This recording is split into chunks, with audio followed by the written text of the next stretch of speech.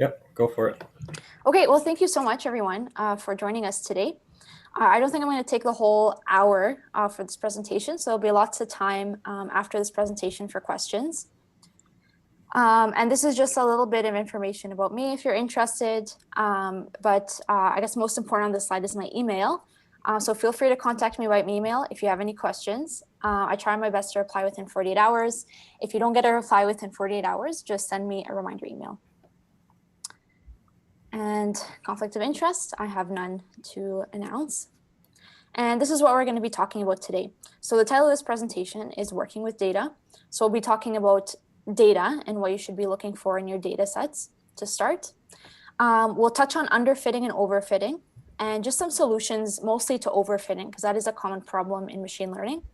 And I didn't really add it as a topic, but I'll just very quickly touch on transfer learning at the very end. So our first topic is data. And you need this slide in every machine learning presentation, otherwise the presentation is invalid. So when using a machine learning algorithm, the first thing you always need to do is think about what kind of data you're going to be using. So you can have the fanciest, most well thought out machine learning algorithm known to humankind, but if you feed it garbage data, you will always get garbage results. And this is by no means an exhaustive list, but I would say these are the minimum requirements when thinking about whether or not the data you're using is good enough. So I'll go through each point in more detail, but in this order, you should first look at the quality of your data. Then you can look at the quantity, how much data you have. And then lastly is the diversity. So when thinking about data quality, first ask yourself, where did this data actually come from? And no one likes to admit this, but people can make mistakes. If you're using a secondary data source, it's very important that you choose a credible organization that you trust and that has quality assurance protocols in order to minimize errors in data storage and labeling. It's also important to think about the actual process of collection, especially if you're using a primary data source. Is there any potential for collection errors? Are the tools used to make the measurements reliable? Is there a lot of background noise in the sample? And this becomes very important in genetics, where the sample is easily corruptible. It's also important to think about when the data was collected and whether or not it's actually still relevant today. So for example, if you're trying to develop a prediction tool that can take complex modifiers into account, like socioeconomic status, sexual orientation, gender, your data needs to be up to date. I would say collected at least within the last decade or less.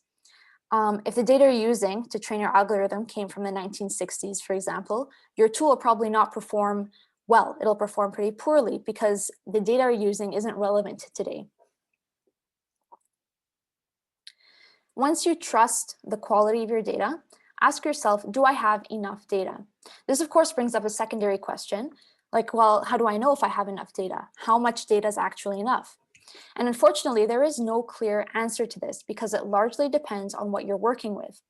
In general, the more complex the data, as in the more features you have describing each data point, the more data you'll require. And this is especially true for genetic data. So if you imagine like gene expression data, like RNA-seq, they'll have an expression value of 20,000 some genes, or in the machine learning lingo, this is like 20,000 some features. So if you only have a few data points and each data point has 20,000 features, you can expect your machine learning algorithm to be a little bit confused. You should also consider what kind of question you're trying to answer. So is the prediction going to be a yes or no answer? So for example, yes, the patient does have small cell lung cancer, or no, the patient does not have small cell lung cancer. Or is your question more involved and require a more detailed answer? For example, how long will this patient with small cell lung cancer survive? So generally speaking, the more quality data you have, the better. And lastly, so you thought about data quality, you thought about, do you have enough data? The last thing you should look at, and this is very important also, is the diversity of the data.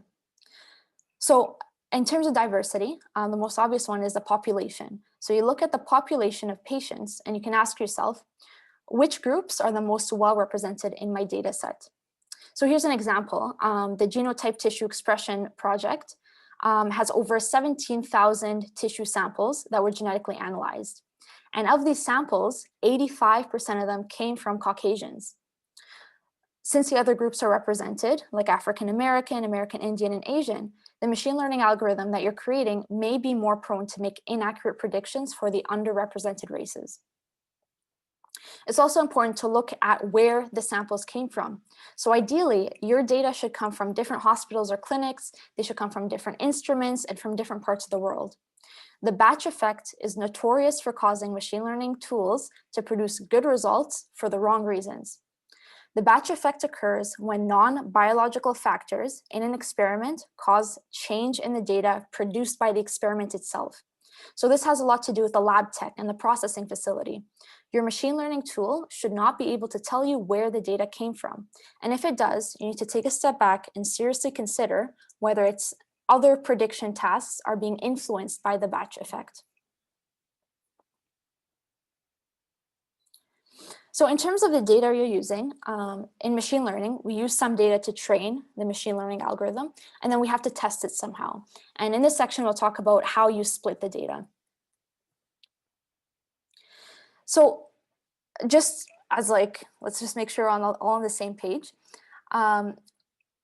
When using machine learning to create a model, we have some goals. So as the name suggests, machine learning learns from the data itself. It tries to create a model that it can explain what the data is doing.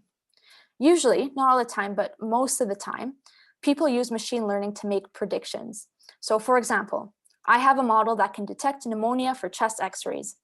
The reason I made this model is so that I can feed future chest x-rays to it and ask it whether my patient has pneumonia or not. A good model should be able to make reliable predictions. So I want to give it any chest x-ray image. It shouldn't matter what brand of x-ray machine took the image. It doesn't matter where the image should have come from or what the patient looks like or what race they are or where they are in the world. It should be able to tell me reliably whether the patient has pneumonia or not. And this describes a generalizable model. So we want our model to make good predictions with what we give it. And we want it to understand the data, and we want the model to be generalizable. So we try to ensure that our data is generalizable by splitting the data into two sets. The first set is called the training set. This is what our machine learning tool uses to understand the data and to generate a model to explain the pattern it sees. The testing set is given to it only after it generated the model. So the testing set, as the name suggests, is used to test the model and assess its generalizability.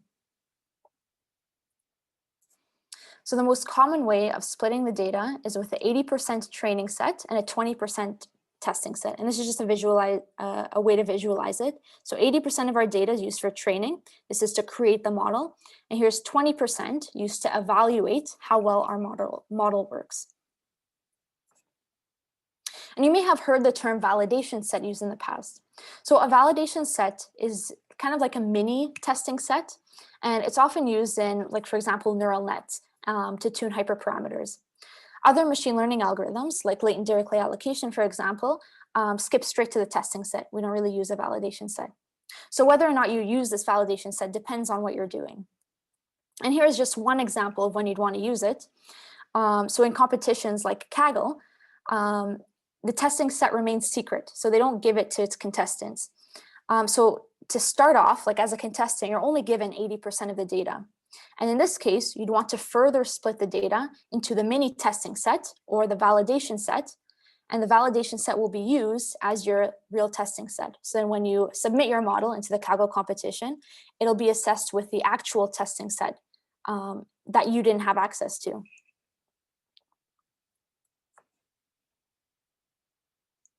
And this is just another visualizable way. So our training set here, this is what creates the model. Here's our validation set, and we'll just call it our mini testing set.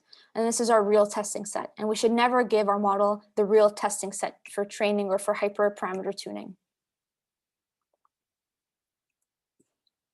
And some common ways of actually splitting this data is the 60-20-20 method. So 60% of data is used for training, 20% is for validation or the mini test, and then 20% is for testing, and the other one is 50-30-20. So 50% for training, 30% for validation, and then 20% for testing. And this is kind of like the meat of this presentation. We're going to be talking about the two issues that can come up when using your machine learning model to work with data. Your model can be underfit or overfit to the data. And we already saw this slide. So like I said before, when we have a machine learning model, we want it to understand the data we give it really well. That's like goal number one.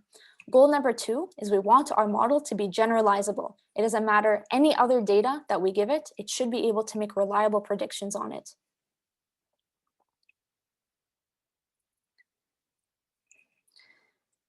So we want it to explain what it sees in the data, make accurate predictions on it, and we want it to be generalizable.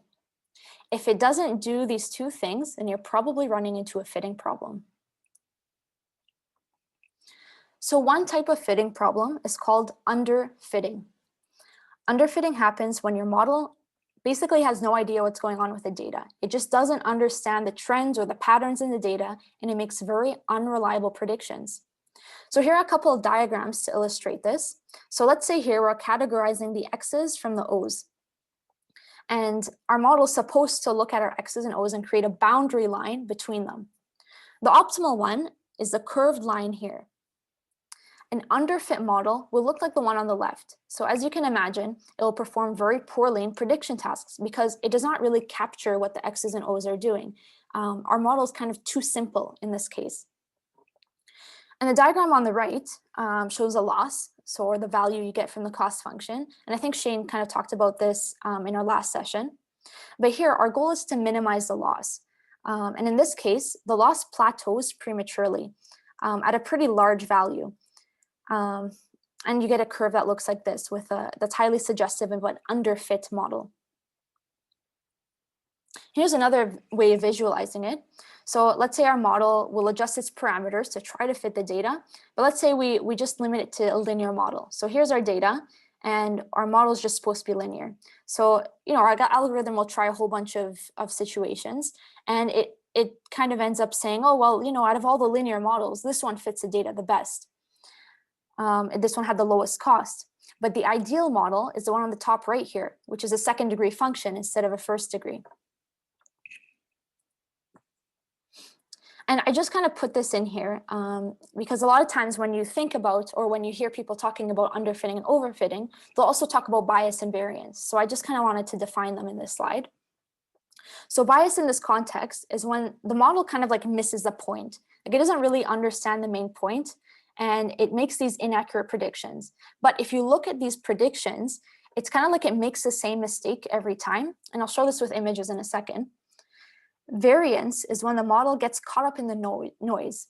So again, it misses the main pattern and gets distracted by the outliers. And a model with high variance will make very variable predictions. So I prefer images personally. So we need our predictions to be both accurate and precise. That's just another way of saying that we want our predictions to be correct all of the time. And if we want to imagine it as like a bullseye, a really good model is a model that has low variance. So all of our points are kind of they're clumped in the same spot and with high accuracy. So we want it to be in the bullseye. We want it to be as close to the truth as possible. A high bias is when our predictions are incorrect, but they're kind of like incorrect in the same way. So we have high bias and low variance here. They're incorrect, so they're pretty far away from the bullseye, but they're incorrect in the same way. They're all kind of like clumped in the same area, in the same incorrect area. And then high variance with low bias would be in this area here. So we get predictions that are highly variable. Like on average, if you took the average, they're kind of surrounding the truth, but we just get really crazy answers and they're all over the place. And in machine learning, there's something called the bias variance trade-off. So the more you try to minimize the variance, the higher the bias is going to be. And the more you minimize the bias, the higher the variance is going to be. So in our case, we were just talking about underfitting. In underfitting, you end up with high bias and low variance. Or in this graph, you have high bias and low variance. So we're on this side.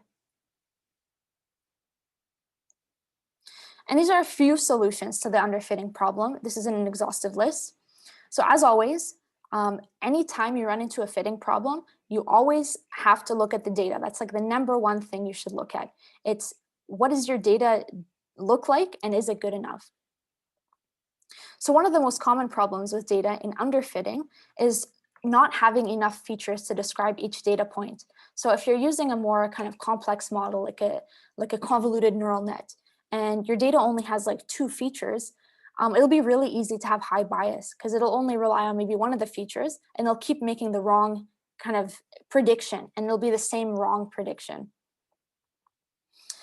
So when you're satisfied with the data, and features being the most likely one for underfitting, you have to ask yourself, like, what is my model? Like, what am I actually choosing? Is it too simple?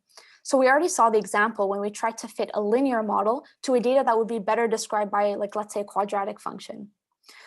And alternatively, you can even just explore a completely different machine learning model that inevitably produces high variance solutions. And an example of this is like a decision tree. So as a quick summary of what we just talked about, underfitting is when a machine learning tool fails to create a model that explains the behavior of the data. An underfit model is likely too simple, and by default, it's non-generalizable because it doesn't even understand the data it was given in the first place.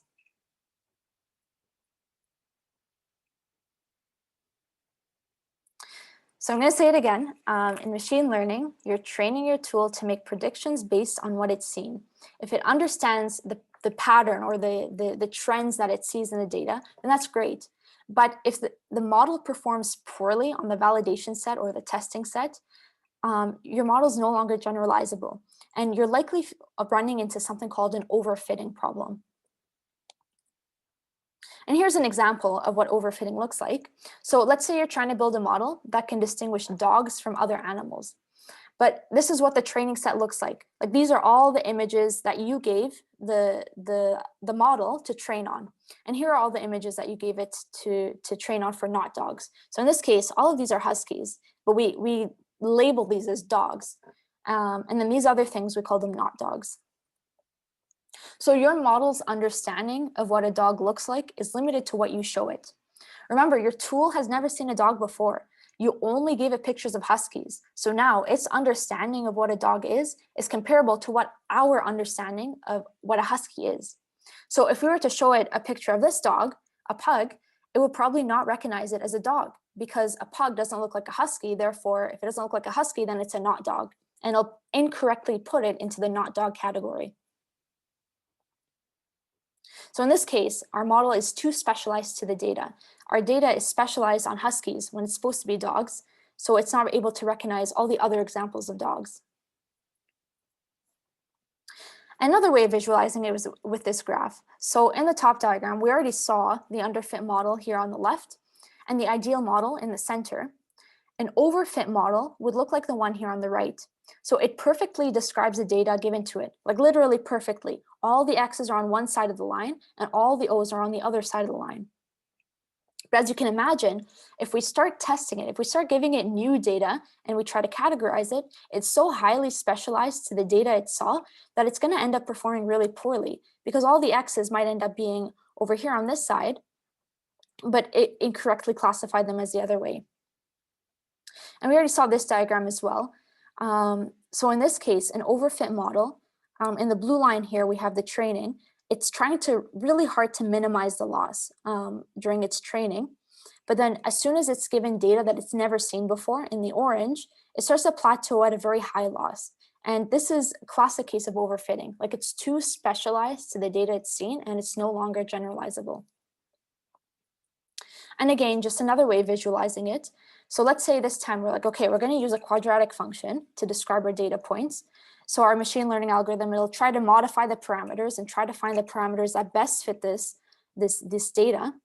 And this works pretty well. But if we let it continue, it'll try to continually minimize the loss. It'll keep kind of warping and specializing itself to the data until it fits everything perfectly. But as you can imagine, if we start to actually put some testing data points, the smooth model here on the right performs much better than this highly specialized one. And the way we calculate this is just by looking at the loss. So the distance between the line and these orange points is a lot larger than the line between these orange points on this side. And then in terms of bias and variance, an overfit model is said to have low bias and high variance. So like it's pretty close to the truth, but you get highly variable results whenever you're trying to predict things. And again, in this graph, low bias and high variance. So it'd be on this end of our graph. So basically, our model is paying too much attention to the noise. It perfectly explains the data given to it, but it's not generalizable. So how do you avoid this? How do you avoid overfitting? And as always, the first thing you need to do is look at the data itself. And not an exhaustive list, but here are some questions you should ask yourself. Is there enough data? Generally, the more data, the better. How variable is the data? So in our example of huskies, we only gave huskies as dogs, but we want all of the dogs. So we need a higher variability in that data. Also, is the data biased? What's the quality of the data itself? Is there too much noise? This is especially problematic when you're looking at genetic data. And finally, does the data have too many features? Again, a big genetics problem. So after looking at the data itself, here are some techniques that you can apply to your model to prevent it from overfitting. And these are things like cross-validation, early stopping, regularization, and dropout. I'll talk about each one of these in detail in a second. And I'll just note here, under the data, is there enough data? There's another small section called augmentation. So I'll start by talking about this one. So augmentation, and this is an example of images specifically, that's what it's usually used for. It's by artificially adding more data by warping the existing data. And here's an example of what that would look like. So let's say you only had access to like 100 chest X-ray images. And this is what you have. This is one of them. You can take this original image and do a whole bunch of warping to it. So you can stretch it, you can rotate it, you can flip it, mirror it, crop it, change the brightness, change the contrast. And this single image can produce a whole bunch of new data points just from artificial reconstruction. And this isn't really cheating. This is just making sure that whatever the quality of data you get in the future, it's still accounting for it. Like here we have a stretched one, here we have a high brightness one, a high contrast one, a really dark one. But you're not actually like physically collecting new data. You're just modifying the data that you have. Another technique used to avoid overfitting is called cross-validation. So before I introduce one validation test, I'll just kind of let you think about this. Is it okay to only have one validation set? And just kind of like have an answer in your mind. And the answer I'm going to give you is that it depends. So when using deep learning, the data sets tend to be very large and the training time is very long. So there tends to be pretty small variance, and one validation set usually should be enough. So anyone who uses deep learning usually uses only one validation set. In most other cases, though, it is a good idea to repeat training and validation several times. And when you do that, we call it k-fold cross-validation. And k is the number of times you cross-validate. So in this case, we have a 5-fold cross-validation. We have kind of like 5 sets here. And this is a training and validation set, and I kind of just put the testing sets so that we don't forget about it. It's over here. We don't show it to the model until the very, very end. And basically, in each run, you use a different population of data points to train and a different population of data points for the validation. And remember, our validation, that's our mini test. And you can get a sense of the performance of your model by taking an average of the performance of each separate run. So in this case, here we have 60% training, 20% validation. Each time we use a different population. So here our validation set, like let's say we didn't move the data points, training validation, we move the validation a little bit. Now we have a different population and we just keep doing this. So 5 to 10-fold cross-validation is the most common use. So another method to prevent overfitting is called early stopping. And I just wanted to kind of note, like we put the name epoch here. I'll just quickly define it. It basically says like how many times do we go through the entire data set in machine learning. So that's just like what epoch is. But basically, if you let a machine learning algorithm like keep going, it'll just tend to want to over specialize in the data you give it. And this is very common, especially in neural nets. It'll just try to keep minimizing the loss. But as it keeps doing that, it's more specialized to the data, less generalizable. And when you kind of test it, when you use your validation set for the mini test, you'll end up with a higher error than you'd want. So early stopping is, instead of letting it over specialize in the data and getting to this point, you just stop its training early. And you're like, you know what, I'm going to stop you right here. I know you want to keep specializing and get lower error by understanding the data that we're given, but we're going to stop here. And then you kind of get this sweet spot where the validation error is pretty low. So it's not over specialized yet. And then that can help you kind of have a more generalizable model. Regularization, I'm going to not spend too much time talking about it because it's a lot of math. But regularization is adding a regularization term to the cost function. And Shane already talked about the cost function, so I'm not going to talk about it again today. But I'll just mention it so that this presentation is a little bit more complete. So if your model is overfit, you have very low error in training, but high error in validation, regularization will increase the error with the training, but decrease the error in validation, kind of artificially. And there are two types. There's lasso and ridge. This one's called dropout, so pretty specific to neural networks. So let's say, here's like a multi-layer neural network, and sometimes one layer relies very heavily on very few specific inputs. So for example, like let's say like this layer, it can be very over specialized, and it'll put like all of the weights in this node and like none of the weights in this one. So it'll highly depend on this, and by doing that, it'll be very specialized to the data. So dropout is specifically like forcing each layer to use each input. So it's like you kind of eliminate some of these nodes from being used. And by doing that, it forces the neural net to use all the information it gets. And you do that kind of with each epoch. And the dropout rate's usually really high, like 80 to 90% of nodes are dropped out each set. And then this last kind of topic I have is called transfer learning. And this is very highly used, especially in healthcare. And transfer learning, it's basically when you use a research problem in machine learning and like, let's say you generate a model from something that exists, you can still use that model to solve other problems instead of starting from scratch, because it's a lot of work to start from scratch. So an example of this, there's like this kind of open source deep learning model for chest x-rays. And in this case, you can take this model, you can feed it, instead of chest x-rays, you can feed it C-spines, for example, and just kind of change a hyperparameter slightly so that it fits your data better. And this is kind of a link if you want to look to just some pre-trained models that you can see. And they're very variable. There's some like automatic driving ones, and then there's like colors of tomatoes. And these models, although they were used to predict some things that were not related to healthcare, you can still use the same model, modify it slightly so that it fits your healthcare application. So it's a pretty powerful way of doing that. So that's the end of my presentation. Thank you so much for listening. It's kind of short, but I'll accept any questions that you may have. And if you are too shy to ask now, you can just contact me by email. Thank you.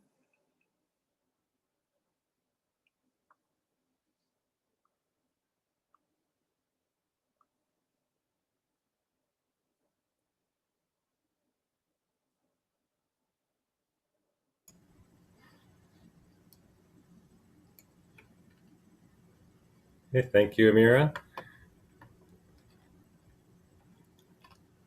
We had one question in the chat, but Sarah's already answered it. Okay, thanks, Sarah. Any other questions? Hi there, this is Hian again. Can I just ask, when you say using like a chest X-ray set of data and then you feed it with cervical spine X-ray, that's just a very odd thing to do. Can you explain that to me again? Why that would work? Yeah, absolutely. So essentially, you do have to do a little bit of modification, but it's the model itself. So these people took this data, a whole bunch of chest X-ray images, and they they tried to use deep learning to classify things. I think it was pneumonia. And that's the model they used. And that model worked really well for classifying chest x-rays that way. So instead of starting from scratch, let's say you have like a huge data set of a whole bunch of C spines. And let's say the same thing, you want to just have a yes or no question, like, is there a cervical spine fracture or is there not a cervical spine fracture? So you can give this model the same cervical spine images, and you can just give it the same values like yes, fracture, no, not fracture, yes, fracture, no, not fractures, or in ones and zeros, and feed it to the model. So the model itself, it might perform okay, but you can just modify it slightly so that it actually makes good predictions for your data set. So instead of starting from scratch, using a deep learning model, trying to figure out what kind of parameters to use and modifying it for like days and days, you can just use one that already exists. Does that make sense? Oh, I see. So you use a model, but you don't use a chest X-ray data. You feed the model with the cervical spine data, and then you Yes. validate it with cervical data. So it's just basically not designing the model itself, just using a different set of data for it. Okay. Yes, exactly. That's exactly right. And could I jump in really quick? Yes. So when you train a deep learning model specifically on images, you're probably using a convolutional neural network. And so when you use that, the model has to learn shapes and colors first before it learns rib fractures. So if you, instead of training a model from scratch, train a model that knows information about shapes and shapes from X-rays specifically, then it's easier to tweak the model to perform well on other types of X-ray data, maybe not specifically for pneumonia. So it's just faster, and it's a way to cut down on training. I do have a question as well. So I'm involved in medical research, and say we want to use a deep learning model to evaluate MRI scans of patients with head injury in order to predict their clinical outcomes. And we have their clinical outcomes, and we have clinical parameters as well. And I've seen some of this done with COVID machine learning models where they try to integrate with clinical data to predict certain things like development of respiratory failure, et cetera. Is it model dependent? Some of it will be, but in general, have people started comparing using, say, the deep learning to identify patterns in the image and then fitting them with standard regression models to predict survival versus developing a different machine learning models that integrate the deep learning model to predict outcome? Do you know what I'm getting at? Because yes. I've reviewed papers with machine learning in predicting compared to logistic regression or standard statistical models to predict illness severity or outcomes in critically ill patients, and they don't always perform better. So in general, is that in evolution, or would you suggest using full deep learning versus hybrid models? That's a really great question. Sarah and Shane, do you have an answer for this? Yeah, I can talk a little bit about it. I think there's a misconception with deep learning that it is always better than the simpler, more classical statistical models. And it's definitely not all the time. It is really dependent on the data and the problem. I've definitely seen the hybrid models used before. So a way to do that would be to use a neural network to extract some kind of embedding. So represent some event or some patient as a vector. And then once you have that representation, you could probably train something a lot more simple on that vector, like logistic regression. I'm not exactly sure how it would be applied to the scenario that you described, because I don't have that much medical background. But maybe can you use the parameters, say, that come out of, for instance, this imaging model, spine fractions, for instance?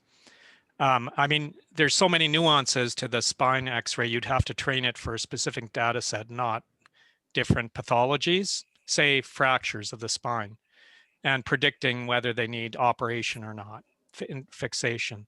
So the prediction also depends on other clinical factors. So can you develop a parameter using deep learning that characterizes patterns? And then you would use that as one of many parameters in a standard regression model to predict whether they need an operation or not.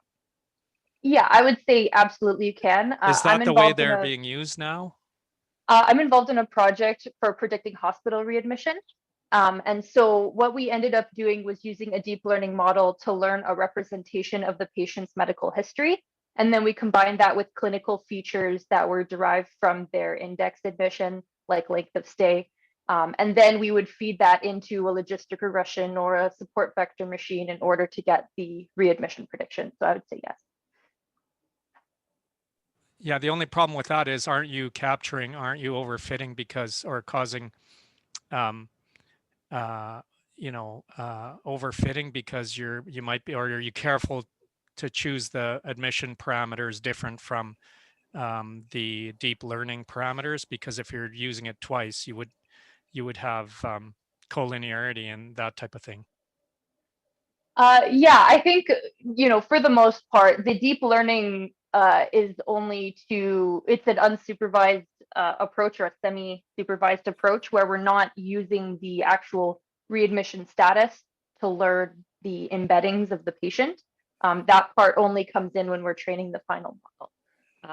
And also it's the medical history is not, when we're creating the embedding, we're not using the index admission. So, yeah. Thank you. Thanks, Sarah.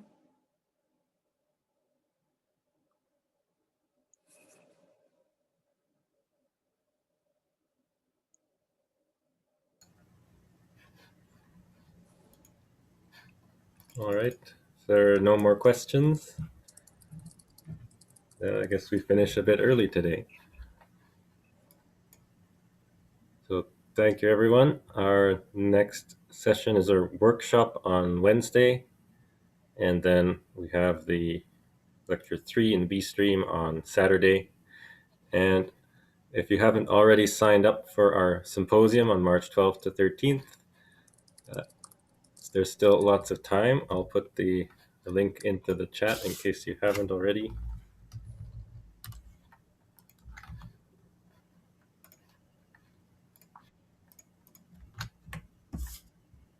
Registration's free.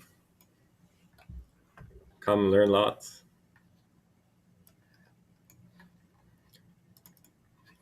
All right.